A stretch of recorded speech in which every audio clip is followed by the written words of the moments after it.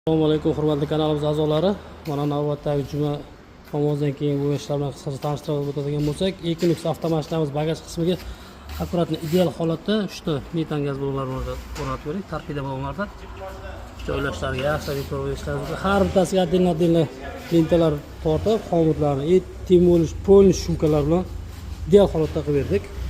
Bu mashinamizning motor qismiga ketgan zapchastlar bilan qisqacha tanishtirib o'tadigan bo'lsak, original Kimi Direct blok upravleniyamiz. Bu miyamiz 95 ga 5% ishlaydigan blok upravleniyamiz. Ko'pchilik ahamiyat berishingiz mumkin mana shu blok upravleniyaga. Eng full komplektatsiyalardan bittasi bo'ladi. Turbina GDI motorlarga qo'yiladigan blok upravleniyamiz bo'ladi. Reduktorimiz italyanskiy original reduktor AT12 bo'ladi. Farsunkamiz Dagutta Egyptda. Zapravishlarimiz holatlari joylashlari. Kimga mana shunaqa sifatli xizmatlar kerak bo'ladigan bo'lsa, ekrandagi nomerlarga yo bo'lmasa pastdagi nomerlarga bemalol murojaat qilib kelaverasizlar.